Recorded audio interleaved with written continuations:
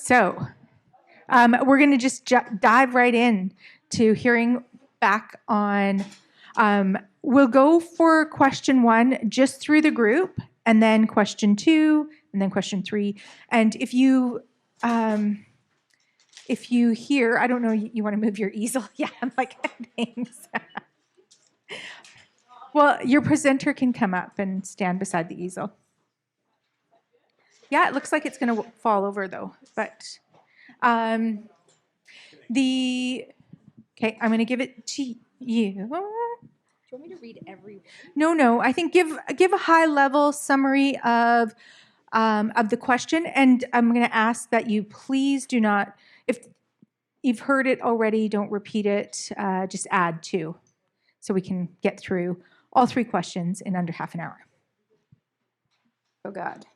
Oh God. Okay. What are the most important or urgent actions? So everything was important and urgent. But many of them were also within the next 3 to 5 years. So do them now and keep going. I think what stands out is having nurturing relationships between communities, funding positions that can be that bridge that link communities, and consider where you put that position. There's a suggestion to have that in EMO, so it's in the community, but responsive and part of EMO, so it can bring that information.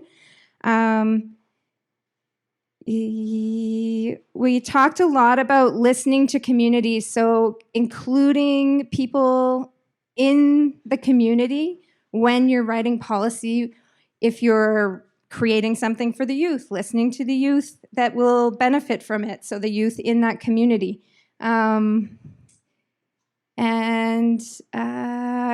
Considering equity when you're creating program delivery, funding, grants, accessibility, considering accessibility as well. So how can people access it? Who can access it, to make sure that it doesn't just kind of get to the people that can lobby for it, or that other people can access everything.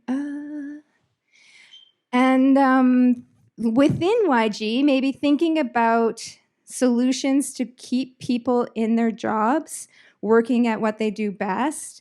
Sometimes subject matter knowledge is useful, so valuing that and trying to keep people in those key positions where they're doing a good job, so there's not all this turnover or all these like millions of temporary assignments of people just moving around and circulating, and so we can have that consistency and support. And did I miss anything major? We'll pass it on. Do I just pick somebody? Whoever you want.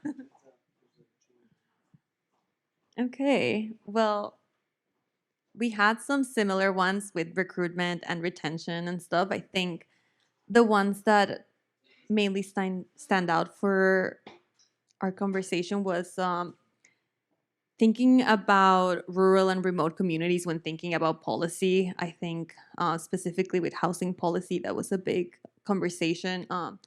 Co-developing and consulting policies, not only, asking people, what do you think? Or just developing together.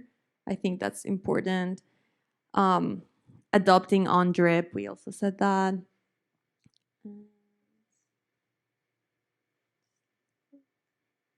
I think that was it. Publishing the calls to action and tracking them as well. Oh, sorry. I was like, thank you. Okay, right. We had a lot here. Definitely some common themes. I would say we talked about not being Whitehorse centric. Put the mic down. Closer. Okay. Sorry. If I was singing karaoke, I'd have it right by now. But so get out of Whitehorse, spend time in communities. Same concepts of ensuring rural and First Nation voices are included.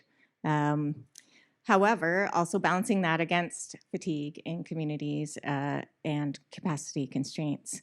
So many people in small communities are already on the school board, are already part of the fire emergency response. So cognizant of not adding more layers. However, having a structure in place so that relationships are there when an emergency happens seems to be something that would have helped and could help going forward. Another common thread I think we heard a lot about today, data issues. Bad data, not sufficient, non-existent, or in some cases, YG may be holding on to data that other governments could make use of.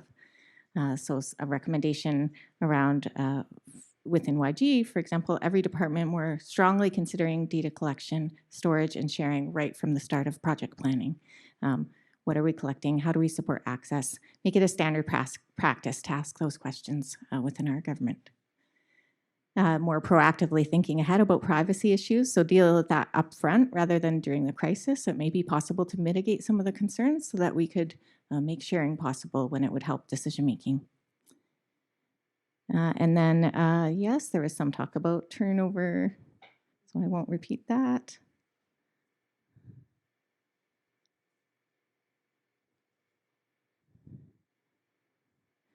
And then just a brief mention around some of the structures, such as an incident command system, and whether having a hard structure like that in place could have helped with some of the breakdown in communication that occurred over the pandemic. And I'm going to get you to pass it to Monique.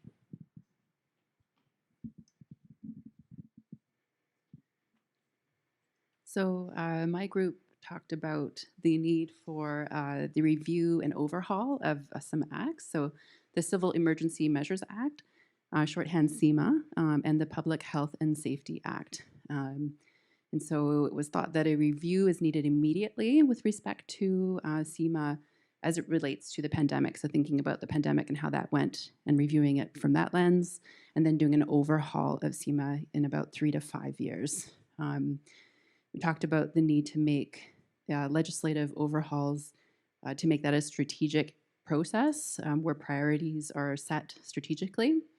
And it was just acknowledged that CEMA, touches on a lot of different types of emergencies like fires, wildfire, flood, COVID. So it has a lot of relevance to a lot of issues that may be of relevance in the coming years.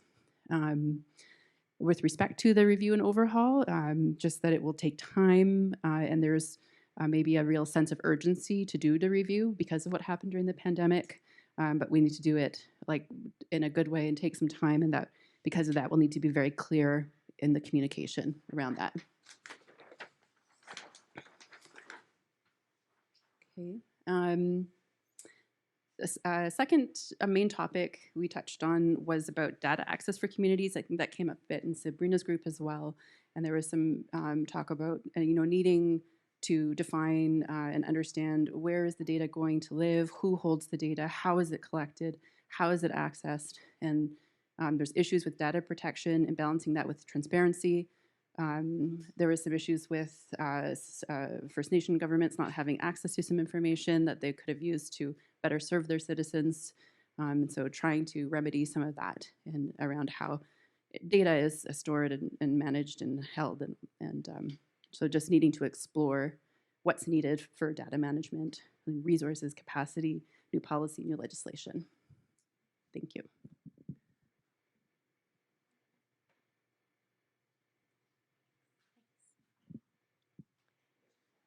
Okay, so a lot of similar themes at our table. Really, a lot of focus on building relationships and ensuring channels exist for strong relationships so that we're not starting from square one for the next emergency. One quote that stood out was, "Change moves at the speed of trust."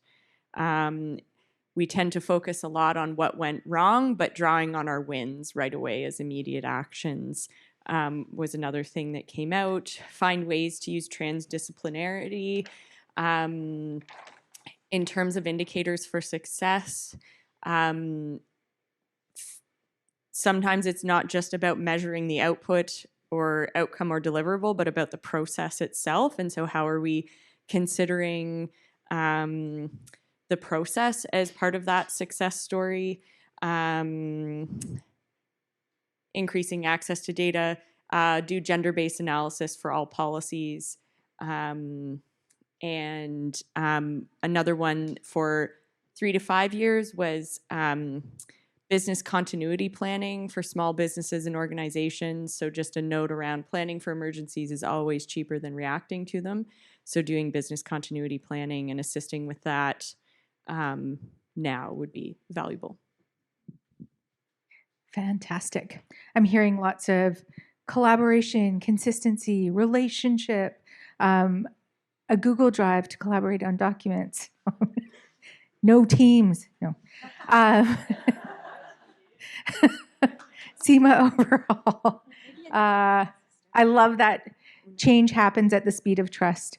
And I'm just going to add, I'm hearing the gender-based analysis, but you also need to have that Yukon First Nation framework. Are we honoring the agreements frame of analysis when creating policies and legislation? Go, Allison. I can read it. Your handwriting is great. How do we get these results to the right people? So one suggestion was that after research funding, there could be funding to implement. And tacked on with that is, okay, that's the same thing. But I think we also talked about having a compendium put in the archive so that it's somewhere and it's accessible, and that maybe having somebody whose role it is to kind of bring together a summary report that looks at all of the projects. There were some kind of overlapping recommendations or some like key findings that bridged between projects. And so taking those actions out of all of the projects and recommendations and thinking about who could implement those and trying to make sure that some of this comes together and gets to the right people. And taking these presentations to communities to make sure that they can hear about it. And I think that's good. I'll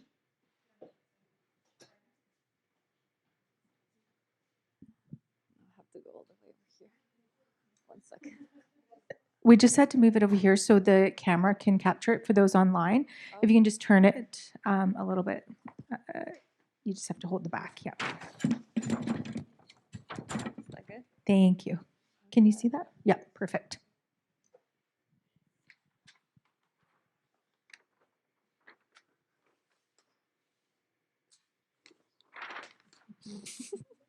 Sorry.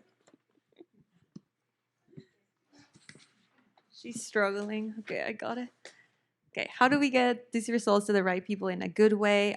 We talked about using infographics and plain language, just, changing the way that we communicate key concepts to accommodate people with time constraints or, who wear many different hats. Like, they just need to get information quickly. We talked about going back to basics, like if it's important information, how can we get it to people who maybe don't have access to internet or who don't have a computer, so using the radio, using even word of mouth or, pamphlets or flyers and stuff like that.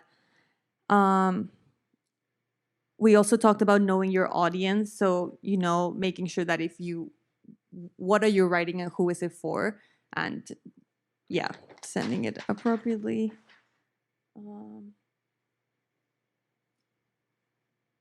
Yeah, we talked about having, data to share, regular updates, just, working with relationships and with people, but I think that was already said. So pass it on to...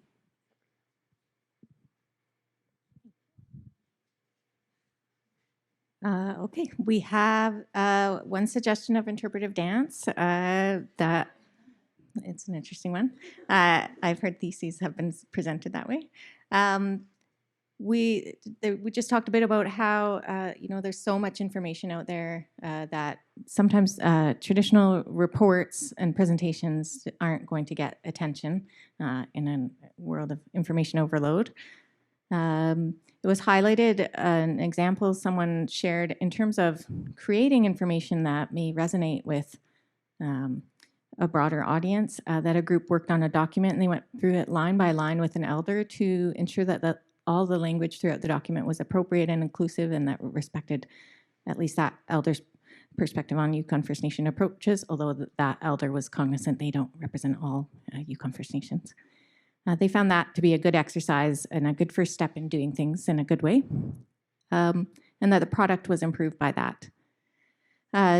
Similar to what others have said, it's not realistic to expect people in decision-making positions often to read lengthy reports. They appreciate when people can make something no longer than one page, the plainest language you can use without diluting the findings. Start with that, disseminate that, and then people that want to do a deeper dive, they'll find it. They'll work their way to that more detailed report. Also suggested, start with your calls to action, foreground those, make those the first page rather than the last note, and that will draw people in, again, without losing the totality of your project. News releases, call attention to research that's released, and this may be something that, as a government we can do, but also individual researchers may be able to access the media and get attention to their work. And I guess that's it. Ask the researchers who they want to reach and then figure out a targeted approach. But I'll stop there.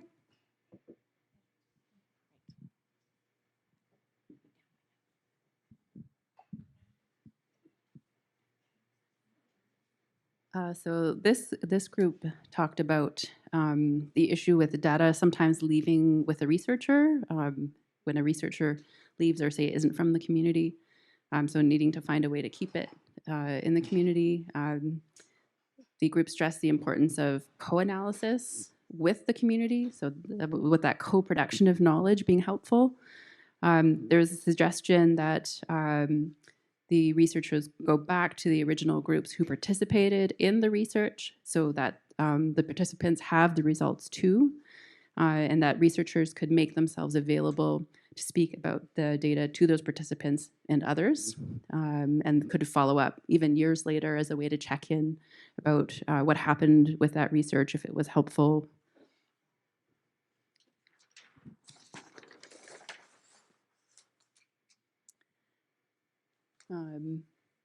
So we also talked about what would be helpful would be to have a funding pot for projects, even like after the fact, after the research is done, to apply to that could be specifically for communication.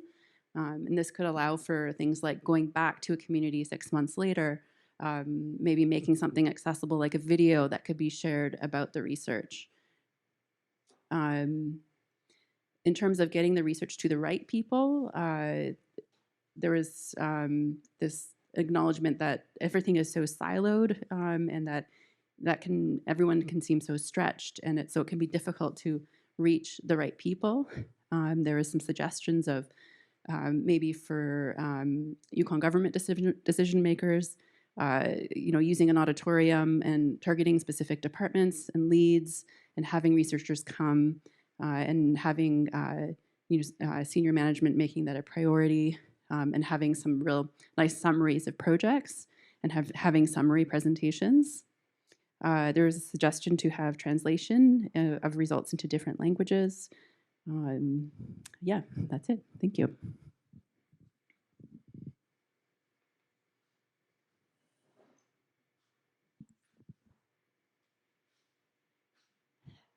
Okay, we talked a bit about looking at existing initiatives and ongoing decisions and policy windows where results can be sort of inserted or catered to those audiences in a timely way where the results are directly related to that initiative or policy. So one example that was brought up was the territorial youth strategy. Ensure results are in multimedia format. I think we've already gone over that. Ask this question at the beginning of projects, not at the end, because participatory processes increase use. So ensuring that we're looking at this before research projects start.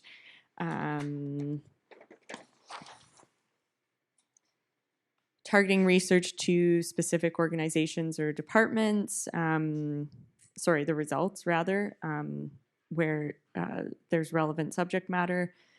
I think pretty much everything else. Oh, having a one-stop shop for distribution of information. So, potentially with training on how to pull that information. So, sort of SharePoint was cited. An example was CYFN's website for COVID-19 info, which was easy to navigate. Ensure there is an exit strategy, so the project shouldn't just end abruptly, like here's a report and we're walking away, but it's more thoughtful than that. Sabrina and Monique, we're going to create a little bit of work for you here and say the scope newsletter should have targeted content to different departments. So I think that was it. That's awesome. I'm like, how am I going to summarize that? It's know your audience, share your information back with those who participated, and yeah, bring your calls to action up front. I think that's a lot of our research. We go through all the methodology and all the explanation of how we got there, and then surprise, here's our results. But that piece about bringing your calls to action, what do you want people to do about it up front, is really important. So the last question, yay. What recommendations for research practices and funding programs? Flexibility, so focusing on the outcomes and allowing for changes in process because things change as you go through. We thought that some of the good things about this program is that it seemed to, like all of the projects that we heard about were really community connected. There was lots of qualitative research, and there was opportunity for different types of knowledge and experience in PIs and researchers, which is not always the case with funding programs. So continuing with that. Having a mechanism for sharing research that has been done in the Yukon to promote collaboration, reduce duplication, whether that's like some kind of online sharing tool, a database, or something where people can see what has been done where. Consistent, sustainable research funding each year, similar to this program funding. So if it could keep going, but perhaps every year would have a new focus. You could focus on under-researched areas, topics, and a way of identifying those is tracking where there is a lack of data when decisions are being made. These become like future research questions and priority areas, or bringing together people working in the same area but across different organizations to identify what are the research priorities in their area. And the value of storytelling, valuing storytelling as a way, although with some data behind it. And yeah, that's about it. Next.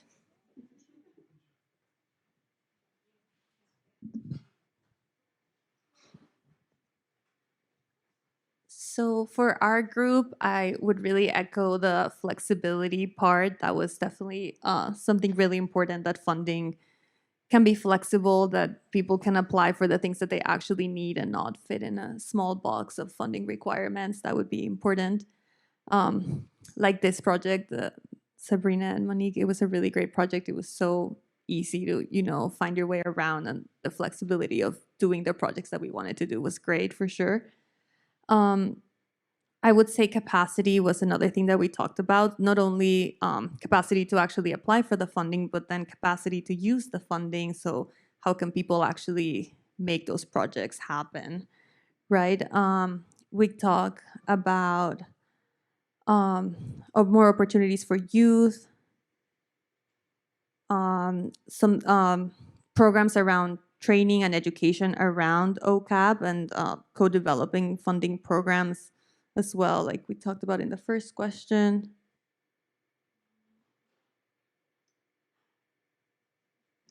I think that's it. Yeah. Sabrina. Right. So we did get some appreciation for the way that this program was administered in terms of its openness to different ways of learning and looking at things. And it was suggested that sometimes it's the old methodologies that may close people off. It wasn't me.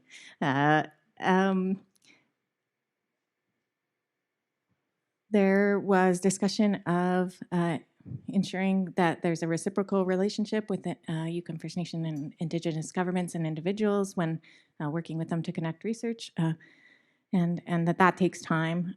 So ensuring that that's considered in establishing research proposal timelines, budgets, and the timelines for the research itself. There was also talk about the appetite for further research. So this isn't as much a direction, but a question around how do we continue to do research without burning people out? Are there ways to get the research done while being less burdensome? Specifically around COVID, many people may not want to ever hear the word COVID again, but we may still have questions. So how do we address that? It was highlighted today that maybe one of the challenges of having limited quantitative data is that we rely on these qualitative approaches, which are great, but also they do require people's time. They may re-traumatize people. It's not something we can necessarily resolve without having the data to fill in the gaps. Maybe an intractable problem, but I don't know. What else? There was talk about building reconciliation into all of our work, decolonializing bit by bit, even before you talk about communicating results. Everything from the start has to be done in the right way. On a different note, specific themes of interest, the efficacy of the various measures that were put in place in Yukon specifically. It was recognized that there is research out there on things like how well masks worked, or those. I'm a little nervous, but anyway. It's specifically in Yukon, are there contextual factors that maybe influenced how different measures worked or interacted in our environment? So that was something people suggested might be of interest. Also, tourism research, looking at local community information, economic data for specific communities. Again, another area in which maybe information is very aggregate or not done frequently enough to support trend analysis. And something we heard a little bit about today, that's a theme of interest for potential future research, is around racism in the healthcare system. How do we rectify and address it? And then finally, just continuing to embrace open-minded practices and the partnerships that were highlighted today as being a great model. And make sure virtual attendees get food for future events like this. So, okay, 3D printers or something. I don't know.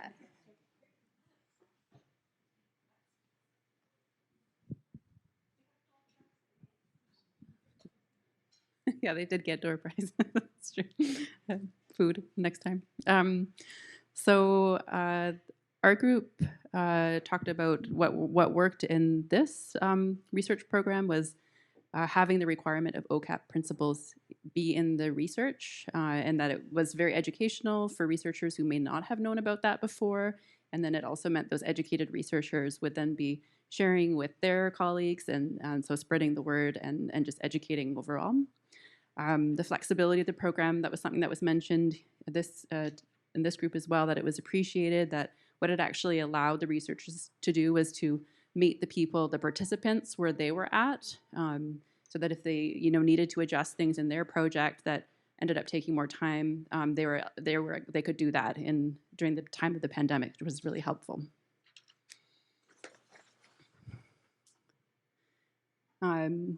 So who can hold the funding was brought up as being important, and the fact that community organizations could hold the funds in this research project was helpful, and it helped support local capacity development and it helped local researchers grow.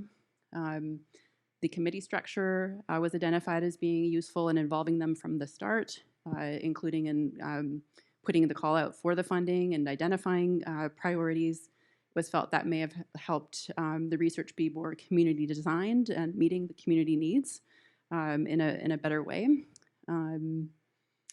There was some talk about, in terms of future research projects, that it could be interesting to look at our K-12 kids and the gaps that happened, and adjustments and expectations that may need to happen, because there may be long-term impacts from what happened during the pandemic for education. There was a lot of talk about longitudinal research, discussing how a lot of this research sort of looked at a snapshot in time, and that it would be interesting to follow up to see if some of the impacts we're seeing, if those stick over time. For example, some trapper innovations that happened during the pandemic, will those changes stick? There was talk of exploring some intersections. So for instance, the pandemic and opioid use, how that shifted. There was talk about social research, maybe looking at community divisions, for instance, vaccinated versus unvaccinated, and looking to see if some of those community divisions are repairing with time. Okay, thanks.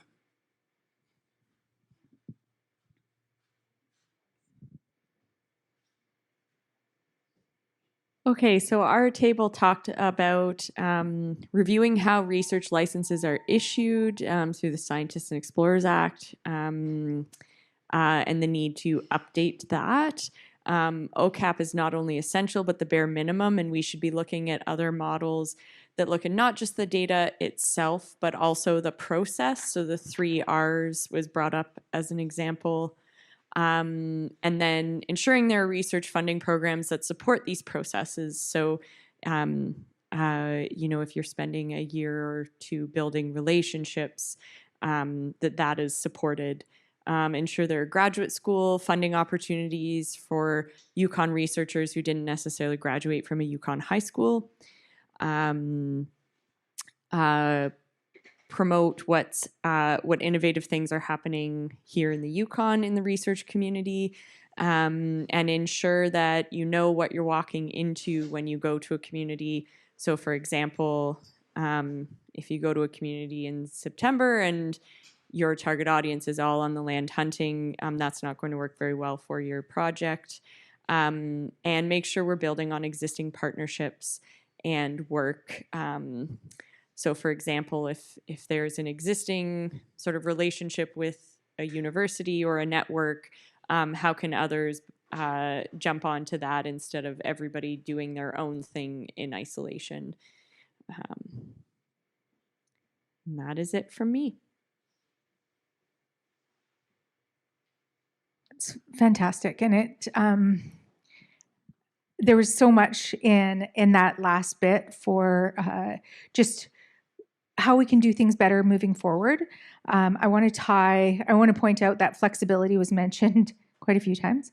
So flexibility of funding, flexibility of parameters, flexibility of the program design, and the consistency of research funding. I think tying that research priorities to data or knowledge gaps, and knowing that there's a way to do that without burning out the communities. If you're actually doing research that the communities desire, then people will want to participate. I think that is a really big piece and a big message that we've been hearing over and over throughout all of our research conversations.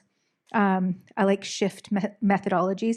One of my favorite sayings is "shift happens," but it goes really nicely with the other things we've heard today around change happens at the speed of trust. So shift happens at the speed of trust as well. And we already heard priorities. So looking at racism in the healthcare system, that's huge. Amending the SEMA legislation, amending the Science and Explorers Act, incorporating OCAP, like those are big recommendations. And thank you for the hive mind bringing that forward. I think that's the wrap on our questions. I think you have given a lot of information. to our group, and it really is an honor to see and hear all of your information being shared. And I have to say, I had some conversations on the side with a few YG folks, and that point about being able to share your research. Yes, it was tough doing it in 15 minutes, but I think it was really appreciated, and they were able to go, okay, that's what this is about, and save the time of having to read a compendium of information. So I think that knowing your audience, and if you're going to capture the attention of decision makers, how are you going to do that? And this was a great forum for that. So really appreciate you guys pulling this together.